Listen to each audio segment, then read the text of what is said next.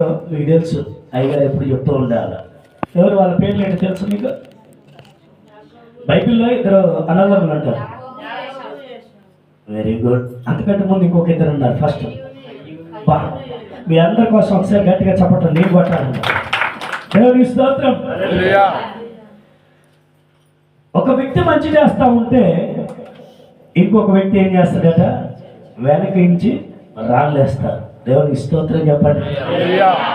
అయితే ఈ రోజు ఉన్నటువంటి సమాజంలో కూడా చాలా మంది వ్యతిరేకం ఎలా ఉన్నారంటే, దేవుడి కార్యాలు జరగబడుతున్నటువంటి ప్రదేశంలో ఆ కార్యాలను ఎలా అణచాలని చెప్పి చాలా మంది వస్తారు. దేవునికి స్తోత్రం. సంఘంలో కూడా ఒకళ్ళు ఎదుగుతూ ఉంటే ఇప్పుడు జనరల్గా పాస్టర్ గారు ఏం చేస్తారు? ఎవరైతే ఆసక్తికరంగా ఉంటారో వాళ్ళని లేపాలని చూస్తారు. అవునా కదండి? కానీ కొంతమంది ఏం చేస్తారంటే, చూసావా అయ్యగారు పలానా ఆయనే ఇష్టం, ఆయన అంటేనే ఇష్టం, ఆయనకే చెప్తాడు ప్రతిదీ. మనం అలాగా అనుకోకూడదు.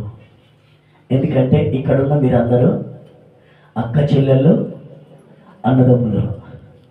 ఎందుకు ఈ మాట చెప్తుందంటే 133వ కీర్తనలో అంటాడు, సహోదరులు ఐక్యత కలిగి ఉండటం ఎంత మనోహరమో. దేవుని స్తోత్రం. ఇక్కడ ఉన్న మనం అందరం కూడా సహోదర భావం కలిగి ఉండాలా, సద్భావన కలిగి ఉండాలా, మంచి ప్రవర్తన కలిగి ఉండాలా, దేవునికి ఇష్టకరమైనటువంటి బిడ్డలుగా ఉండాలా. అంతే కదండి?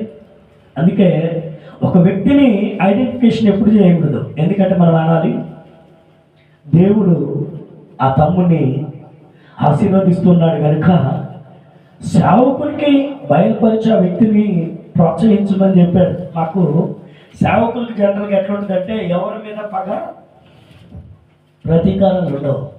అందరూ మా బిడ్డలే కదా, మా పిల్లలే కదా మీరంతా. అవునా కదా? ఒకళ్ళ మీద మరి ఎక్కువ ప్రేమ, మరో ఒకళ్ళ మీద మరి తక్కువ ప్రేమ ఉంటుందా మాకు? మేమందరము మిమ్మల్ని కని ఉన్నాం కనుక సమానత్వమైన ప్రేమ ఉంటుంది తప్ప స్వార్థపూరితమైన ప్రేమ ఉండదు.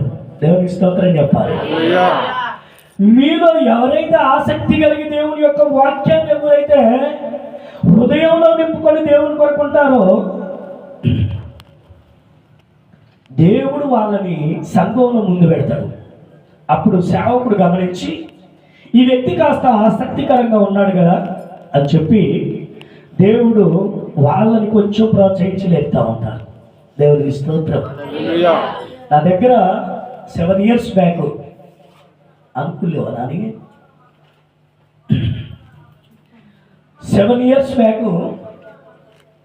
నా దగ్గరకు ఒక కుటుంబం వచ్చింది.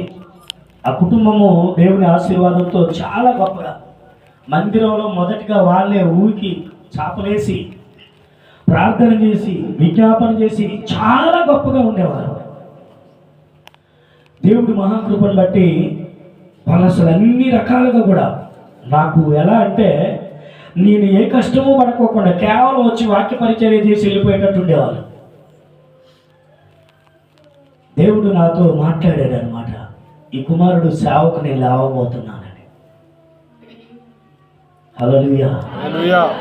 ఆ కుమారుడి మీద దేవుడు నాకు ఎప్పుడైతే బయలుపరిచాడో నేను ప్రార్థన చేయడం మొదలుపెట్టాను. తండ్రి, ఈ బిడ్డను త్వరగా లేపి సేవకి వాడుకో తండ్రి ప్రార్థన చేసి, దేవుని మహాకృపను బట్టి మరి ప్రార్థన చేశాము. తర్వాత కొన్నాళ్ళ పరిస్థితుల్లో వాళ్ళు వరంగల్ వెళ్ళిపోయారు.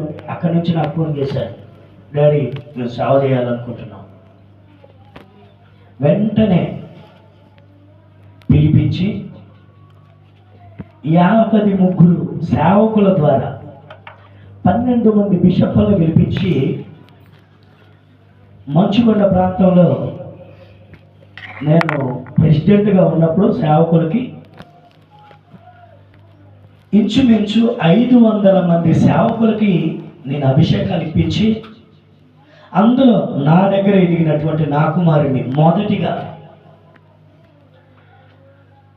అభిషేకించి మనుగూరు దగ్గర విజయనగరం సేవకులు పంపించారు. దేవుని స్తోత్రం.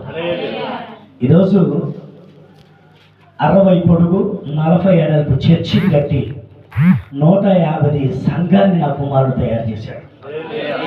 దేవునికి స్తోత్రం చెప్పండి. ఒకవేళ నాలో స్వార్థం ఉండి వాడు నా దగ్గరే ఉండాలి,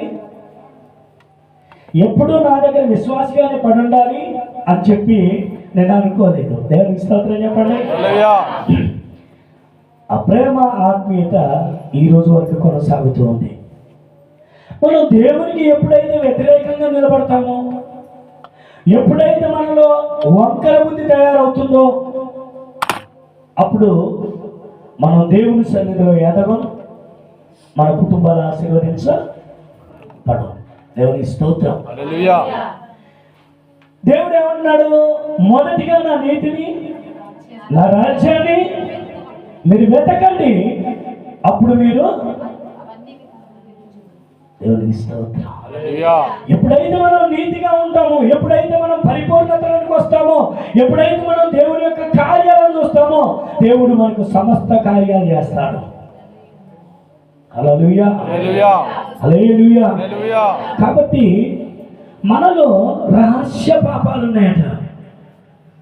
ఈరోజు హోషేయ గ్రంథంలో నుంచే 7వ అధ్యాయంలో నుంచే నేను మీకు కొన్ని వాక్యాలు తీసి చూపించి నేను ముగిస్తాను. ఎందుకంటే నేను అక్కడ కూడా వెళ్ళిపోవాలి కదా. హోషేయ గ్రంథం 7వ అధ్యాయము 1వ వచనాన్ని మనం చూస్తే, నేను ఇశ్రాయేలు వారికి స్వస్థత కలుగజేయదలచగా ఎఫ్రాయిము దోషము. హల్లెలూయా.